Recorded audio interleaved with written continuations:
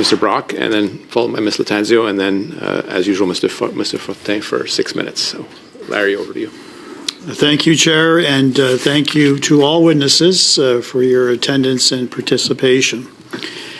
Without limiting and without reflecting on the seriousness of this particular study, there was a decision that was released by the Supreme Court of Canada last Friday that is very disturbing on its facts and its implications moving forward for those being prosecuted with child sexual exploitation related offenses.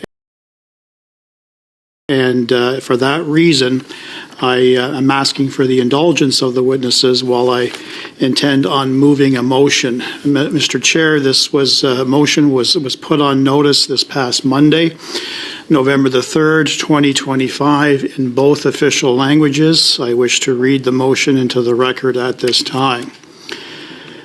That given that the Supreme Court of Canada removed mandatory minimum sentences for offences related to child sexual exploitation and incorrectly ruled that these mandatory minimum sentences were cruel and unusual, and given that the premiers of Alberta, Saskatchewan, and Ontario, as well as the leader of the official opposition in Manitoba, have all publicly called for the use of the notwithstanding clause to overturn this decision, the committee call on the government to invoke the notwithstanding clause to reinstate these mandatory minimum sentences for child sexual exploitation, and that this be reported to the House. So, unfortunately, the decision itself is some 70 pages long. And approximately 1 page of that 70 pages is actually devoted to a description of the facts that were read into the record and accepted by the original trial judge in the finding of guilt. And I think it's important that this committee and Canadians who are watching these proceedings truly appreciate the heinous nature of the facts the Supreme Court of Canada was faced with. For the record, I am reading from paragraphs 9 and 10 of the decision. Decision is known as the Quebec Attorney General versus Senville. Paragraph 9. Louis Pierre Senville pleaded guilty to 1 count of possession of child pornography, section 163.1 sub 4 sub A, and to 1 count of accessing child pornography, section 163.1 sub 4.1 sub A. He admitted having been in possession of 475 files, including 317 images of children constituting child pornography. Of those images, 90% were of young girls between 3 and 6 years of age, some showing victims being subjected to acts of penetration and sodomy committed by adults and minors. Mr. Senville admitted that he had acquired these images through specialized sites and that he had possessed them for 8 months. He accessed these images for 13 months. Mr. Senville is a former soldier who was 28 years old and had no criminal record at the time of the sentencing decision. The decision noted that he cooperated with the authorities and complied with strict release conditions. Paragraph 10. Matthew No pleaded guilty to 1 count of possession of child pornography and to 1 count of distribution of child pornography. He admitted having been in possession for 13 months of 531 images and 274 videos of child pornography, most of which were of children from 5 to 10 years of age being subjected to sexual abuse, such as fellatio and vaginal and anal penetration by adults. Mr. No used specialized software to access that material, make it available, and wipe out any traces of it. Now, this decision, Mr. Chair, was released last Friday. From last Friday until earlier this week, there was absolute deafening silence from the Liberal government, particularly Prime Minister Carney and his Justice Minister, Sean Fraser.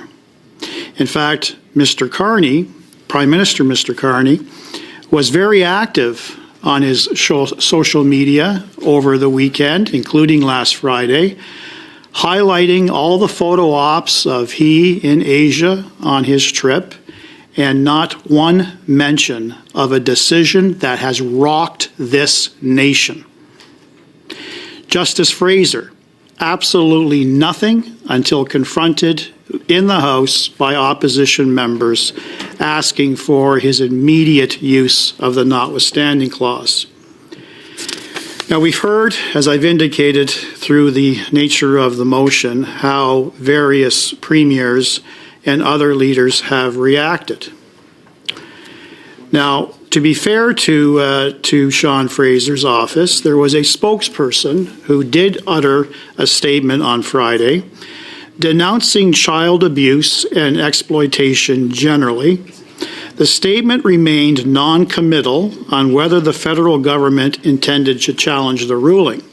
However, in Justice Fraser's home province of Nova Scotia, the provincial AG and Justice Minister Scott Armstrong issued a blunt rebuke on Saturday, calling the judgment deeply troubling and demanding action.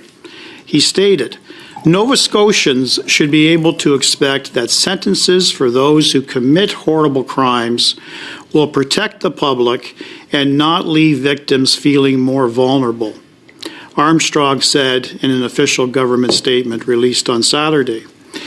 He says, "This ruling raises serious questions about whether the punishments will truly reflect the severity of those offenses and the pain they inflict. Mandatory minimum sentences send a clear message that exploiting children is among the most serious crimes and will be treated that way." Armstrong added that he would share his grave concerns with Fraser and urge Ottawa to take action to ensure our justice system continues to protect the most vulnerable, particularly children and youth.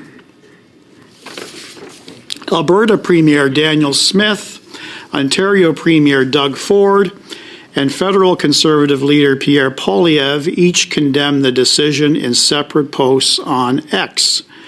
"This decision is outrageous," said Premier Smith in an X post shortly after the Supreme Court's decision was rendered and made public. "The possession of child pornography is a heinous crime, and even a one-year minimum sentence is already far too lenient." Smith says she is calling on the federal government to immediately invoke the Constitution's notwithstanding clause to overturn this ruling and ensure the protection of our children. In an ex-post similarly timed to Smith's, Ontario Premier Doug Ford said, "I can't believe it. The Supreme Court ruled against one-year mandatory minimum sentences for the possession and access to child pornography." Like Smith, Ford also called for the federal government to intervene, saying that the notwithstanding clause was designed to protect the will of the people, before demanding that the federal government overturn this decision immediately. Pierre Poilievre went further, pledging legislative action if elected and calling the court's decision dead wrong. Child porn users must face mandatory prison time. The Supreme Court ruling today removing those penalties was dead wrong, the opposition leader wrote on Friday before promising that a future Conservative government would use the notwithstanding clause to protect the rights of children by locking up child porn users with mandatory prison time. In today's one of today's papers, there was a heading in a story that says, Sean's gone wrong. Use notwithstanding clause in wacky child porn ruling. If there ever was a court ruling calling for the use of the notwithstanding clause, it's the debacle issued by the courts last Friday. Yet the Carney Liberals are saying that they won't overturn that politically motivated and poorly thought out decision. Justice Minister Fraser was asked about using Section 33 of the Charter to override the court several times on Tuesday and said no, he wouldn't do it. In a shocking 5-4 decision last week, the majority ruled that the mandatory minimum sentence of 1 year was cruel and unusual punishment and a violation of the Charter. They did so not by ruling on the case before them, and I highlight the facts that I read out, but inventing a new possible case to arrive at their politically motivated conclusion. Justice Mary Morrow, who released the majority decision, invented the reasonable hypothetical of a 17-year-old girl texting a nude image of herself to her 18-year-old boyfriend, who then shared it with another 18-year-old who held on to it for a while instead of just deleting it. Morrow said in this case, a 1-year mandatory minimum sentence for possession of child pornography would be cruel and unusual and violate Section 12 of the Charter. Therefore, she ruled that the mandatory minimum had to be struck down in all cases. The ruling, starting with the made-up reasonable hypothetical, is insane. No prosecutor is going to bring those charges in the made-up case that Morrow used to justify her actions. I'm going to pause right there, Mr. Chair, and remind this committee that I enjoyed a almost 2-decade career as a Crown prosecutor, and I can inform you what the Supreme Court of Canada didn't touch at all is the use of discretion. The scenario, the unrealistic scenario that Justice Morneau used in that decision, in my view, would never see the light of day in any criminal court. Police have discretion. They are the first line of intervention when matters are brought as a potential breach of our criminal code. In the circumstances before them, I can't imagine, as a former prosecutor, any police service charging this particular individual with 1 count of possession of child exploitation material. There are other charges available to the police service in those circumstances, but even if the police service of jurisdiction had decided to lay a charge and bring it to my attention or any Crown attorney in this country, I doubt very much we would exercise the discretion to immediately, because it's a hybrid offense, to immediately proceed to prosecute by indictment seeking a minimum 1-year penalty. It is ridiculous. It is extreme. The article further states, there is a world of difference between a 17-year-old girl voluntarily sharing an image of herself with her 18-year-old boyfriend and a 3-year-old being forced into sex acts. Morrow knows that, but she also philosophically opposes mandatory minimum sentences and invented a case to arrive at her conclusion. It's revolting. It's judicial activism. To use the Latin legal term, usurpatio legis, she has usurped the law and taken over the legislative function by bending the law to her view. Given that there is no appeal beyond the Supreme Court, Parliament should use the notwithstanding clause in a case like this, but Fraser is saying no. His words, we don't intend to override the Constitution to fix the problem. This is where Fraser and I disagree. Using the notwithstanding clause to overturn this ruling would not be overriding the Constitution. It would be overturning a bastardization of the plain meaning of the Charter. It would be telling the judge, 5 of them actually, that their job is not to bend the law to their own vision, it is to interpret the law as written. In the immediate term, the federal government should invoke the notwithstanding clause to put these 5 judges in their place. After that, Parliament should look to draft and pass legislation and guidance for the courts to restrict the use of reasonable hypotheticals. This valid tool of the court has seen rapidly escalating abuse over the last decade to the point that we arrive at this decision. Most importantly, Mr. Chair, in Canada's system, Parliament and not the courts are supreme. It's time for a government in Ottawa to act like that is the case to protect our nation's children. And I do want to highlight the comments by Minister of Justice Fraser. We don't intend to override the Constitution. The use of the notwithstanding clause, Section 33, is part of the Charter. There is no overriding here. So it's a interpretation that is not worthy of acceptance. Now, I do want to highlight, and I'm going to be wrapping this up very shortly, Mr. Chair, I'm going to highlight some of the language in the dissenting opinion. And I would note that 4 justices were part of the dissenting group that prepared this judgment, and that included the Chief Justice himself, Wagner. And he basically starts off by saying, our case law, meaning the Supreme Court of Canada's case law, is categorical. A mandatory minimum sentence does not necessarily violate Section 12 of the Charter.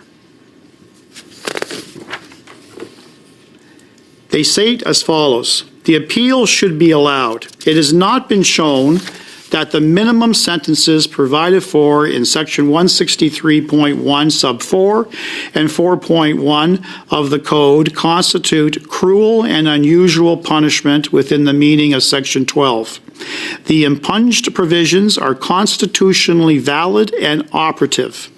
The censure of society and the law must be reflected consistently and rigorously in the sentences imposed on offenders who are guilty of sexual offenses against minors. Through the imposition of more severe sentences, the justice system expresses society's deep and rightful indignation. A fit and proportionate sentence is one that is consistent with the teachings of the Supreme Court's decision in Friesen, 2020 SCC 9, and that gives effect to Parliament's intention that sexual offences against children be punished more heavily. Thank you, Chair.